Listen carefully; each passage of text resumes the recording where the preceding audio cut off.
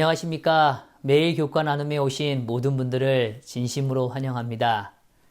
2025년 제2기 3과를 함께 말씀을 나누게 되었습니다. 또 이 한 주가 주님 안에서 주시는 기쁨의 시간이 되기를 간절히 소망합니다. 기도하고 말씀 연구를 시작하겠습니다. 하늘에 계신 아버지 하나님, 저희를 사랑해 주셔서 감사합니다.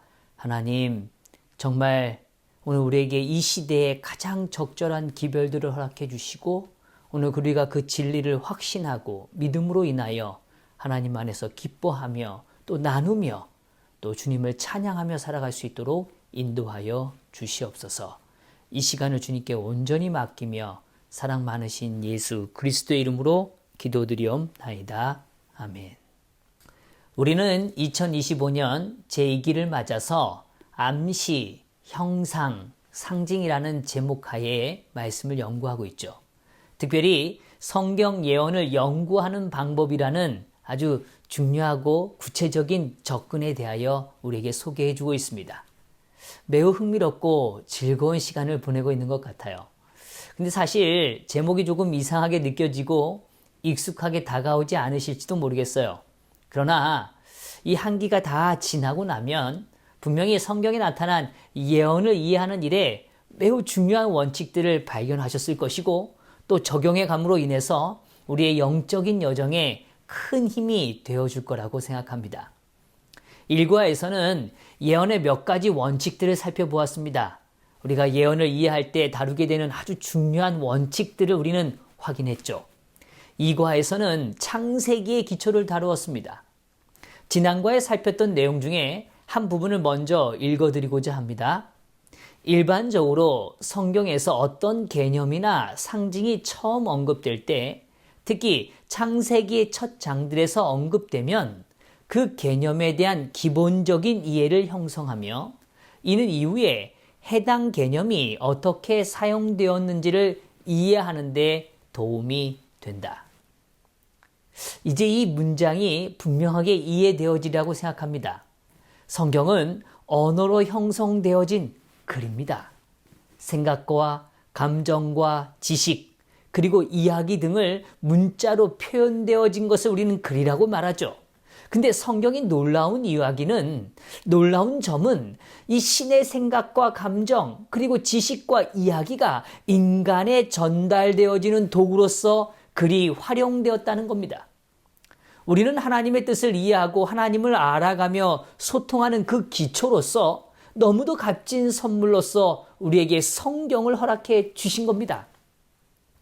이 성경에 하나님의 생각과 뜻이 담겨지는 과정에서 하나님께서는 언어를 적극적으로 사용하고 계시다는 걸 우리는 발견하게 된 것입니다. 하나의 언어가 공간과 시간의 흐름 속에서 확장되는 거예요. 그리고 그 의미를 확장함으로 인해서 우리는 더 깊은 뜻을 발견하게 되는 것이죠. 깊은 진리를 발견하게 되는 것입니다. 하나님께서는 우리의 일상에 벌어지는 매우 일상적이고 실제적인 사건을 통해서도 진리를 이해하고 깨닫도록 그리고 그것을 소유할 수 있도록 일하고 사용하신다는 것입니다.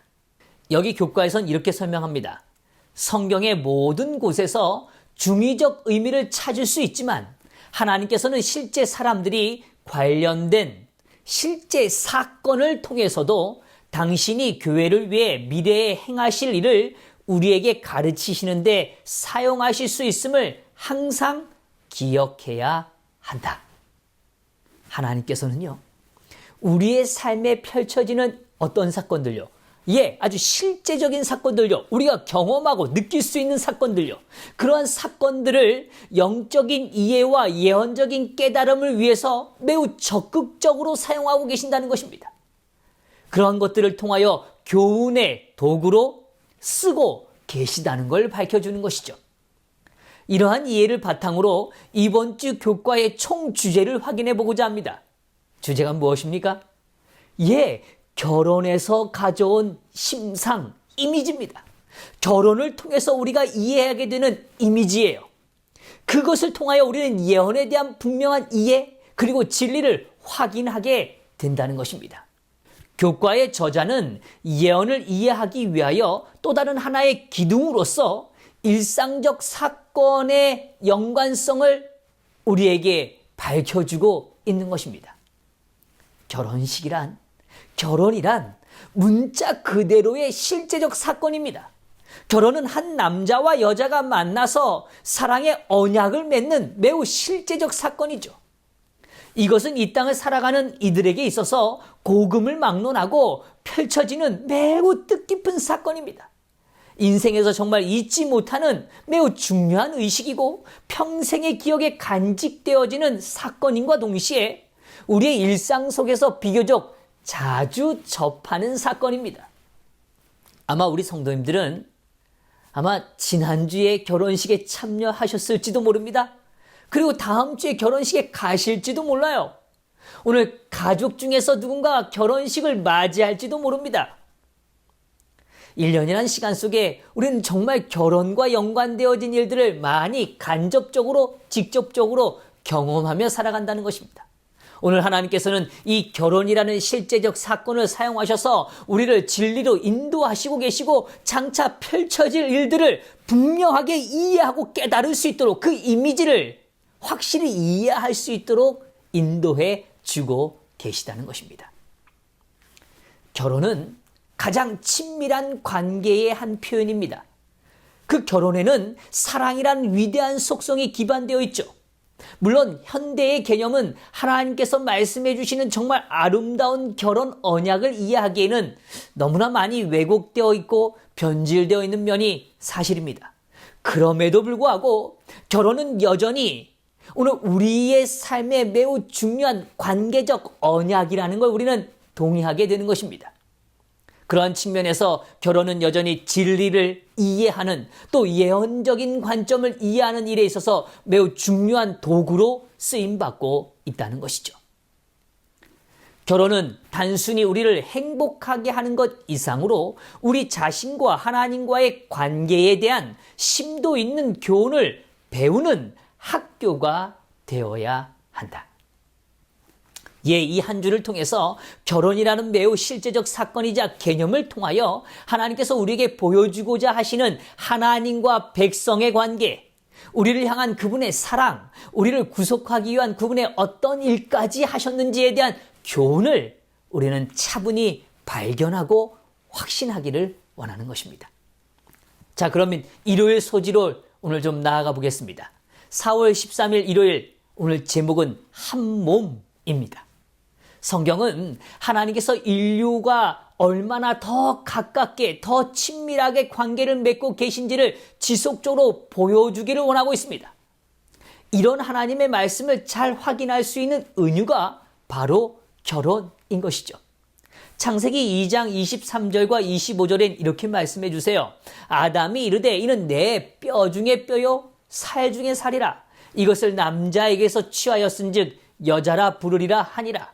이러므로 남자가 부모를 떠나 그의 아내와 합하여 둘이 한 몸을 이룰지로다. 아담과 그 아내 두 사람이 벌거벗었으나 부끄러워하지 아니하니라. 정말 아름다운 결혼의 모습을 보여주고 있습니다. 잘 아시는 바와 같이 타락하기 전에는 인간에게 주어진 정말 아름다운 두 가지 제도가 분명했죠. 그것은 특별한 선물이었습니다. 바로 그것은 결혼과 안식일이었습니다. 그러나 타락 후에도 인류가 여전히 참된 행복을 누리기 위해서 하나님은 이 두 제도를 여전히 보호하시고 지속하도록 인도해 주셨습니다. 우리가 주목하는 것은 타락 후에 나타난 결혼은 불완전한 두 사람이 맺는 관계라는 점인 것입니다. 그럼에도 주님은 결혼이 주는 축복을 감하지 않으셨어요. 인간이 이 땅에서 누리는 어떤 축복보다 완전한 축복을 부여하시기 위해서 다른 것으로는 채울 수 없는 축복의 영역, 그 결혼을 통하여 얻어지는 그 감사와 기쁨의 영역을 우리에게 허락해 주고 계시다는 것입니다. 결혼이 주는 그 축복의 핵심이 무엇입니까? 바로 하나됨입니다. 깊은 친밀감을 말하는 것이죠. 우리는 서로 마음이 통하는 것만으로도 행복감을 느낄 때가 종종 있습니다. 결혼은 정말 다른 두 남녀가 각각의 삶의 경험과 이해를 뒤로하고 자신을 가리지 않는 상태에서 부끄럽지 않은 한 몸의 일체감을 경험하는 것이죠. 가장 이상적 친밀감을 주시는 축복의 사건이자 우리의 경험이라는 것입니다. 에베소서에선 다음과 같이 말씀해 주세요. 누구든지 언제나 자기 육체를 미워하지 않고 오직 양육하여 보호하기를 그리스도께서 교회에게 함과 같이 하나니 우리는 그 몸의 지체임이라. 그러므로 사람이 부모를 떠나 그의 아내와 합하여 그 둘이 한 육체가 될지니 이 비밀이 크도다. 나는 그리스도와 교회에 대하여 말하노라. 바울은 본절에서 아내에 대한 남편의 사랑을 교회에 대한 그리스도의 사랑과 비교해 설명해 주고 있어요. 양육했어요. 그리고 보호하는 존재로 표현해 줍니다. 언제까지요? 성숙하기까지 따뜻하게 감싼다는 의미를 담고 있습니다. 사람들은 누구나 자기의 몸을 정성을 다해 가꾸고 보호하고 돌보죠. 이러한 모습이 바로 그리스도께서 교회를 위하여 행하시는 모습이라고 말해주고 있는 겁니다. 우리는 이 말씀을 통하여 두 가지 사실을 확인하게 됩니다. 첫 번째요. 인류에게 주어진 결혼은 이러한 성장을 위해 주어졌다는 것입니다. 보호하고 또 아끼고 서로 돌보는 관계를 말하는 것이죠. 둘째로 하나님께서는 교회를 이처럼 사랑하신다는 걸 보여주고 계십니다. 하나님은 누구를요? 어떤 대상을요? 교회를 이처럼 사랑하신다는 것입니다. 하나님께서는 부부의 관계에 있어서 단순히 인간적인 애정의 차원이 아니라 그리스도와 교회의 관계처럼 깊은 영적 차원으로 성숙되어지기를 요구하고 계신다는 걸 보여주고 있는 것입니다. 우리는 그 몸의 지체이죠. 교회에 속한 지체들입니다. 그렇게 그리스도께서는 교회를 돌보시고 계신다고 말할 때 그 대상은 궁극적으로 누굽니까? 바로 우리들인 것이죠. 그분의 돌보심은 이 땅의 어떤 결혼 관계보다 더 깊은 관계임을 다시 한번 우리에게 보여주고 계시는 것입니다. 이제 우리는 매일마다 결혼이란 하나님께서 주신 축복, 그 특별한 제도를 통하여 더 깊은 의미를 확인해 갈 것입니다. 다음 시간에 또 오늘 그 의미들을 좀 더 우리가 생각해 보도록 하겠습니다. 오늘도 주님 안에서 한 몸의 축복, 그 깊은 친밀감의 축복을 누리시는 귀한 하루가 되기를 바라면서 말씀을 마치겠습니다. 기도하겠습니다. 하늘에 계신 아버지 하나님, 정말 이 땅을 살아가면서 우리의 삶의 일상 속에 직접적으로 또 간접적으로 느끼는 그 결혼이란 소중한 제도를 맛보게 하시고 느끼게 하시고 깨달아가도록 인도해 주시니 감사합니다. 오늘 우리의 삶을 돌보시고 인도하시고 우리를 성장하기를 기대하시는 그 하나님의 마음을 보게 하여 주시고 그 깊은 친밀감 속에서 오늘 살아갈 수 있도록 축복하여 주시옵소서.